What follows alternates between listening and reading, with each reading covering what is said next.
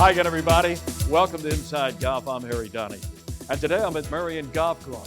Two members here at Marion came up with an idea a few years ago on how to hook up junior golfers with mentors. It's called the Golf Bridge Society. That's a great logo, isn't it? And it's all about young golfers mentoring and getting them ready for that game of life.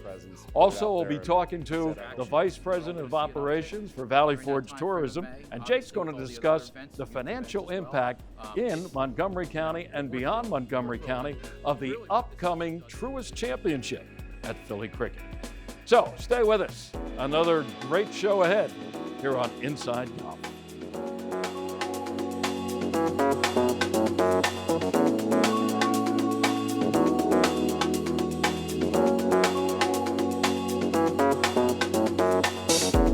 The 28th season of Inside Golf is presented by Destination Montco Golf, the first tee of Greater Philadelphia, the Philadelphia Association of Golf Course Superintendents, the Golf Association of Philadelphia, GAP, Jersey Man and Philly Man Magazine, and Inside Golf's partner since 1998, the Philadelphia section of the PGA.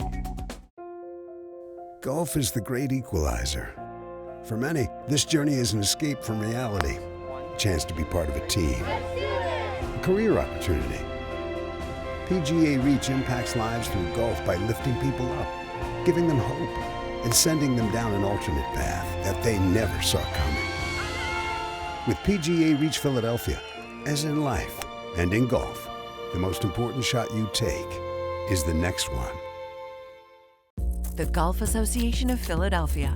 Founded in 1897, GAP is the nation's oldest regional or state golf association.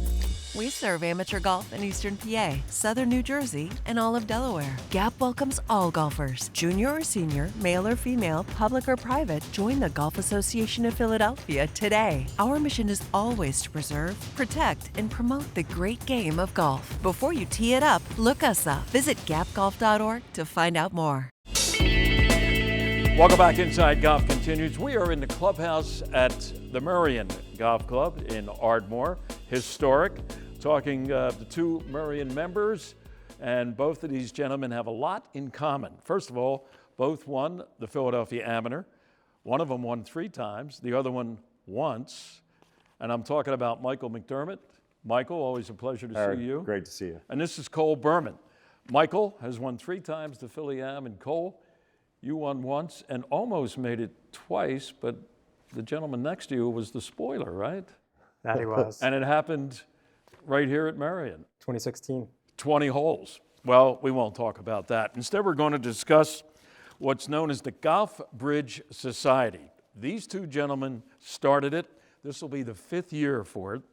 And Michael, why don't you give us sort of a little description of what's the aim of the Golf Bridge Society? I think, great to be here with you, Harry. I Great. think the genesis of the idea came from the fact that golf is a sport that's so unique for a younger person who starts to play that immediately you start to play golf and you're immediately thrust in front of all these incredibly successful and unique adults, right?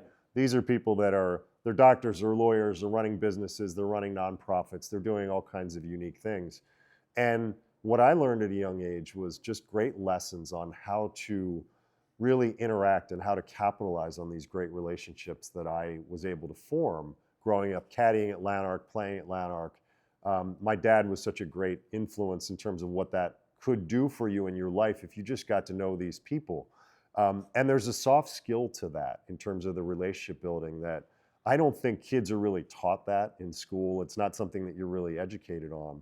And so the aim was to just give these kids that other form of education about really how to mature and how to learn those life skills that in this great game we play and all the adults you're going to meet, how can it really help you and really enhance those relationships?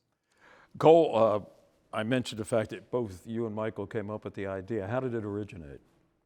Michael had been a mentor of mine growing up and someone that I really looked up to, and was lucky to have a number of people, just like Michael said, around through the golf course from when I was 14 and on, and one day wrote Michael an email in the midst of COVID and said, what if we tried paying forward what so many had done for Michael and what so many had been doing for me, and tried to create an opportunity to really institutionalize that and take the luck and the circumstance out of it and bring the people of the current generation with the prior generations and have really a forum for that exchange of knowledge and life experience, and really let golf do what golf does best, which is bring people together, which leads to relationships and friendships and opportunities that can be extremely life-changing. And so one day we met on the range in the fall of 2020, and the rest was history, and now we sit here almost 5 years later. Right, 5 years later, this will be year number 5. And there is a curriculum, Michael, involved. It's not just playing golf, having something to eat, and hearing from your mentor, either in the round of golf or after the round of golf. Tell us about that. Yeah, so the evolution of Golf Bridge has been that when we started it, it was about pairing up, which I didn't mention at first, the juniors that apply to the program, that are accepted, along with people that we knew. Cole and I have drawn on relationships we have, and these are successful business leaders that love golf and in a variety of different areas of the world. And we've had calls, we do things together, but then we do get out and play golf. This was the beginning of Golf Bridge, where it would be 3 juniors and 1 mentor in every group. After the round, and we'd have a whole group, a large group at each course. After the round, you'd come in, and the kids would have food and everything, and the mentors would give a bit of a presentation. And the presentation was all the life skills that essentially, if I knew then what I know now, right? Here's what you are going to wish you knew as a high school student. And these presentations were just incredible. And so we didn't really know what to expect in the beginning. We knew we were onto something when the parents would say to us, that's the best thing my kid's ever been a part of. That's the type of learning that my kids needed.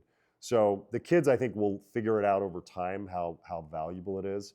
In fact, we've had kids that early years now were getting internships and getting jobs, and wrote back to Cole and myself and said, I really credit a lot of the things that you taught me about how to build relationships with my ability to get that first job.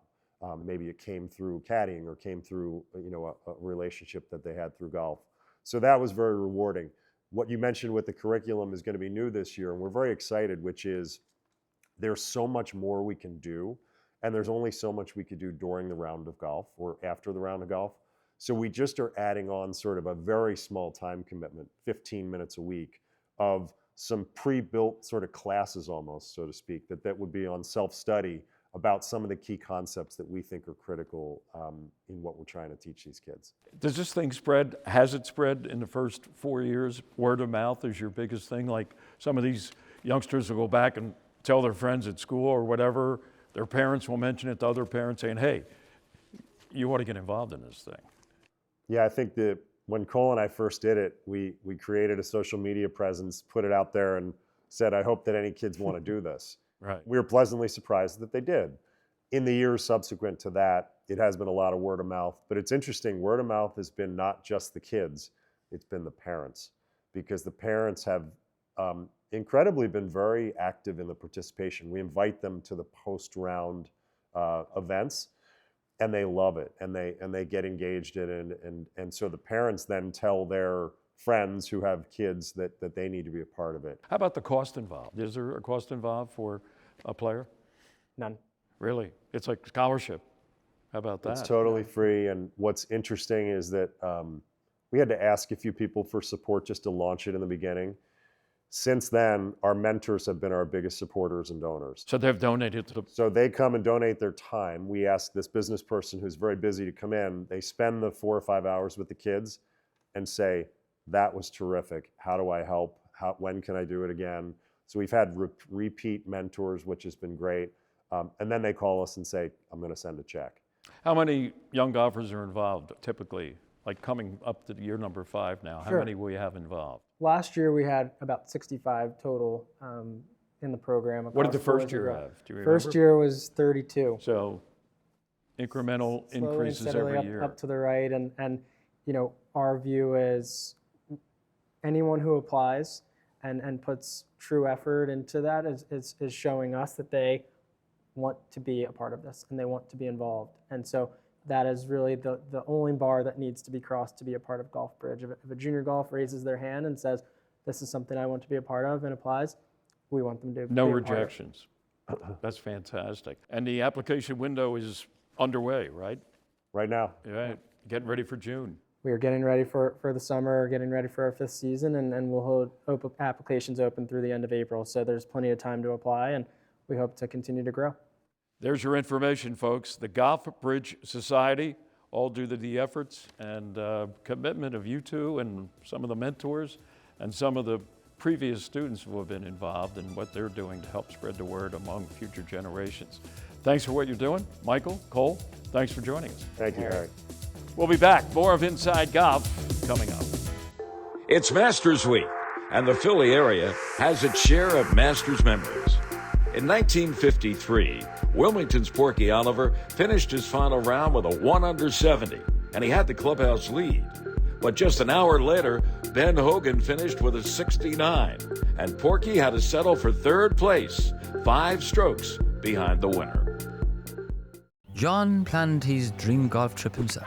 The hotel didn't live up to the photos. His transportation was late, his clubs got lost, so he had to use rentals, which he is now breaking. But you booked your trip with All Access. They planned your hotels, food, car service, and tea times. Don't be like John. Be smart like these two. Psycho. All Access, the smart way to book your golf vacation. A breath of fresh air, a cup of joe, a walk through history, together, a laugh and a half, a challenge, and a shopping spree, a celebration, a nightcap, and a much-needed release. Make Montgomery County, PA, your escape. Welcome back. Inside Golf continues. You know where I am, right? Philadelphia Cricket Club getting ready in just a matter of weeks for the Truist Championship. Huge PGA Tour event right here at the Cricket Club, and here to help talk about it and what it means for tourism to Montgomery County, Jake Markezin. He is the Vice President of Operations for Valley Forge Tourism and Convention Board. Good to see you again, Jake. Thank you, Harry. You getting all jacked up for this event? I am ready to tee it up. This is going to mean something for tourism, financial impact in Montgomery County. Tell us about it. It is, and I'll tell you what, Harry, we are so thrilled to have the Truist here.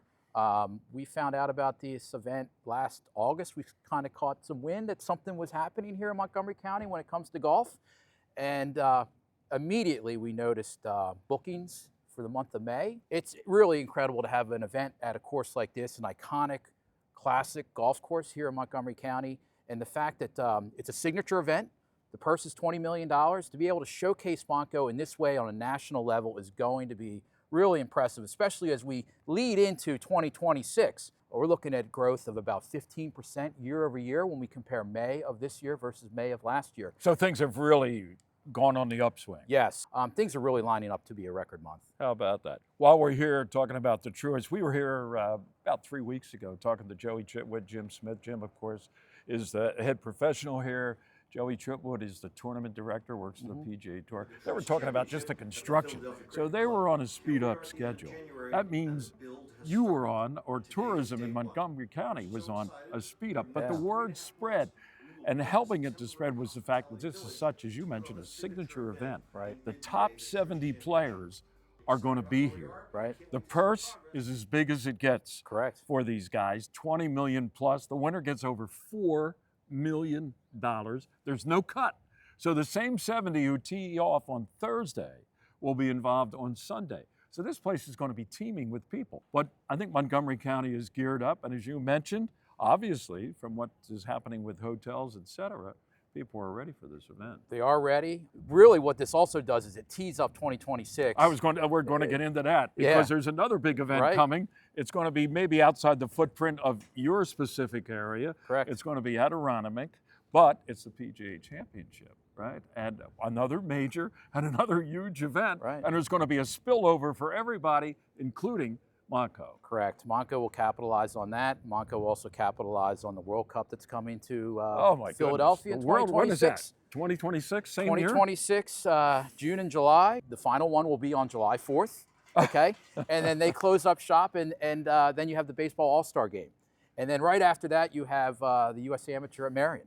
So we are thrilled. Wow. We are thrilled. Wow. So all the hotel space, I mean, if you haven't booked already, and that, you know, the World Cup is going to be an international event. Hundreds of thousands. Yeah. And those other golf events also will attract people from well beyond the Philadelphia area. Right. They need places to stay, Right. restaurants to go to, and enjoy life, even if it's only for a few days right here in Montgomery County and suburban areas. Correct, and we can't forget the celebration of the 250th anniversary of the country. So we want folks to retreat to Valley Forge is going to be something. We want folks to retreat to Valley Forge. I mean, stay in Monaco. Is it ever too early to book your hotel space? No. Huh? Do it now. Get out in front of it. This is, it's safe to say this is a once-in-a-lifetime opportunity for the county to showcase itself on the national and the world stage. Right. And, you know, we even have additional items coming online this year. For instance, at King of Prussia Mall, we have Netflix Experience. What's that's that coming all about? You know, it's going to be a Netflix, immerse yourself in all things Netflix. Really? Yes, that's coming to King of Prussia Mall. It's going to attract a lot of people, I guess. Correct. Wow. So that'll be a destination. Italy is coming to King of Prussia Mall this year as well. So, you know, not only here in the backyard of Fort Washington, but you also can then King of Prussia up to Pottstown, over to Willow Grove. There is plenty for everybody to do here in Montgomery County. Destination Montco, Valley Forge Tourism Convention Board. Jake, always a pleasure. Yes, likewise. Say hello to Mike Bowman for us, right? Will He's do. probably watching right now. Mike, I'll say hello directly to you. He's the guy that runs Valley Forge Tourism Convention Board. All right, Jake, enjoy the tournament. Looking forward to it. Tournaments and everything else is happening. How about that World Cup? Whew, how we forget what an event that's going to be. All right, we'll be back. More of Inside Golf in just a moment. It's Masters Week, and the Philly area has its share of Masters members. The great Huntington Valley amateur Bill Hyndman played in 9 Masters tournaments. And in 1956, he aced the par 3 12th hole. To this day, Big Bill is one of only 6 golfers to score a hole-in-one in competition at the Masters on one of the most historic par 3s in golf. Our Teed-Off panel is brought to you by Lulu Country Club. Welcome back. Inside Golf continues with Teed Off, our panel, assembled right now on the back deck here at Lulu Country Club in Upper Dublin.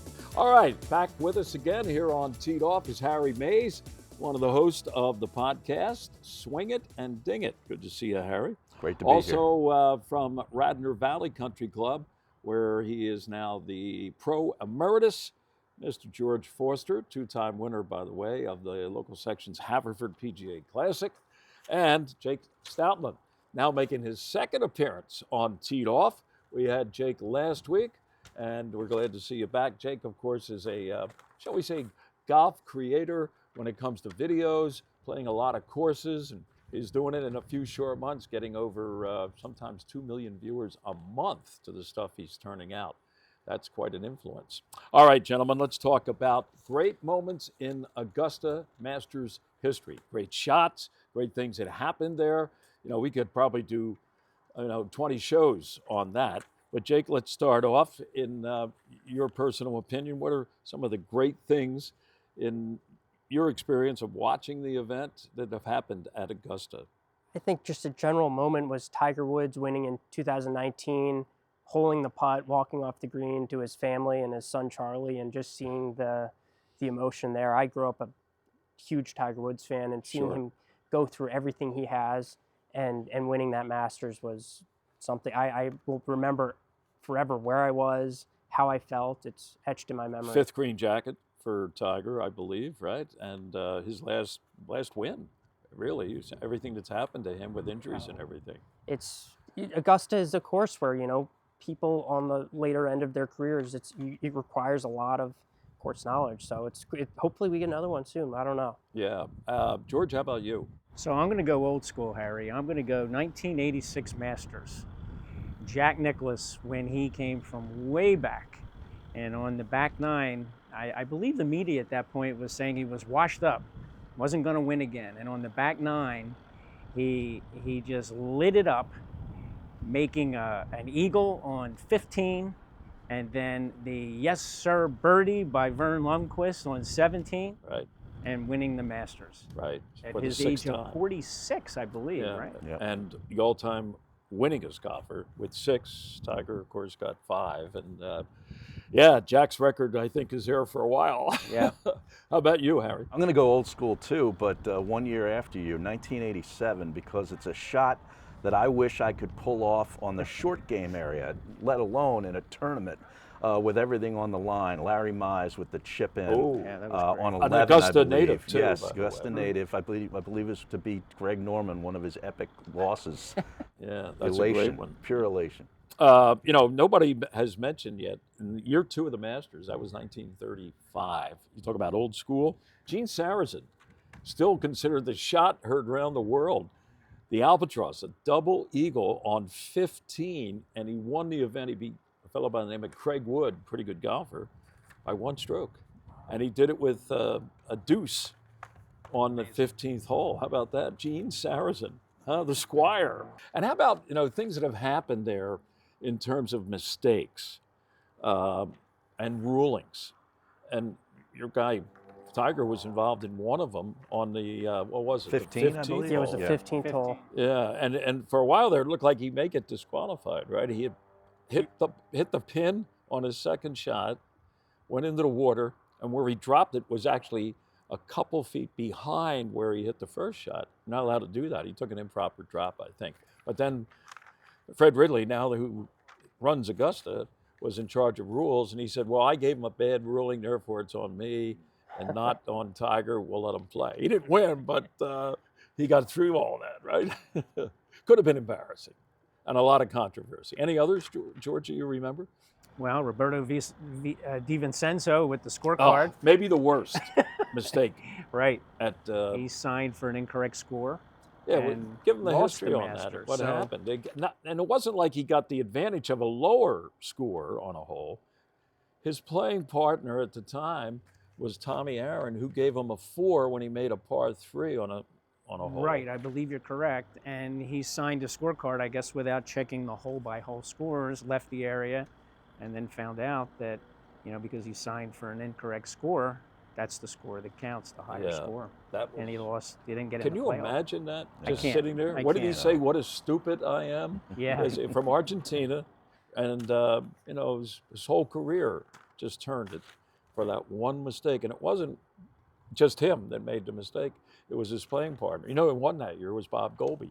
And it would have been a playoff between those two, but it never got to be because that he was was sad. DQ'd. Yeah, there was another controversy involving Arnold in 1958, Palmer, when he hit his tee shot on the 12th, and it was embedded behind the green. And he asked if he could, you know, get relief.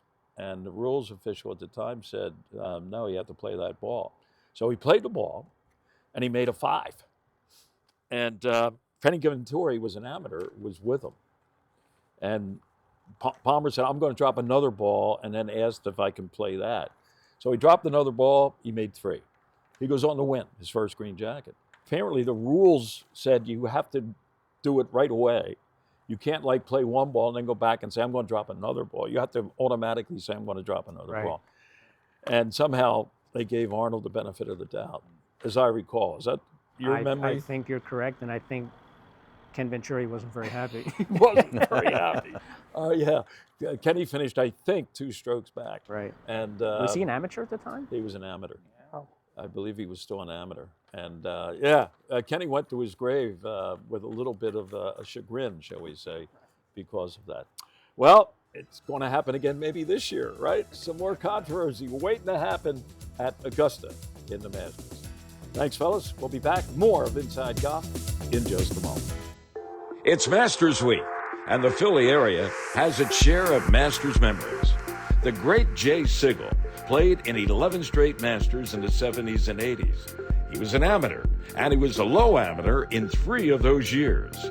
In the opening round in 1980, Jay had a brief lead. He birdied 4 of his first 5 holes, but eventually he finished tied for 26th behind the winner, the great Seve Ballesteros. The J. Wood Platt Caddy Scholarship Trust is the official charitable arm of GAP. The Trust's mission is to financially aid and empower qualified caddies and those working in golf operations in the pursuit of higher education. Over $25 million has been awarded to more than 3,700 caddies. J. Wood Platt's Empower program strengthens scholarship investment dollars by providing our scholars with exceptional benefits. Visit our website, plattscholar.org, to learn more. Hi, Tony Salucci with the Beacon Group of Companies. If your company has between 50 and 500 employees enrolled in your health insurance plan, there's a really good chance we can reduce your costs significantly and increase the benefits employees receive. How do we do it? We put you together with several thousand employers of a similar size across the country so your company can get amazing buying power. Schedule a conversation with one of our employee benefits specialists today at mybeacongroup.com. Well, that's going to do it for this week's edition of Inside Golf. Our thanks to Cole Berman and Michael McDermott for joining us today at Marion Golf Club and discuss the idea that began, 5 years ago, and it's getting bigger and stronger every year. It's called the Golf Bridge Society, and just as a reminder, it's open to any junior golfer. You don't need a handicap index. You don't have to belong to a club. You just have to apply. And also our thanks to Jake Markezin to talk about the upcoming Truist Championship at the Philadelphia Cricket Club. I'm Harry Donahue, and remember, no matter how bad it's going for you out there, on or off the course, don't pick up. Hey, we'll see you next week here on Inside Golf. The 28th season of Inside Golf is presented by Destination Montco Golf, the first tee of Greater Philadelphia, the Philadelphia Association of Golf Course Superintendents, the Golf Association of Philadelphia, GAP, Jersey Man and Philly Man Magazine, and Inside Golf's partner since 1998, the Philadelphia section of the PGA.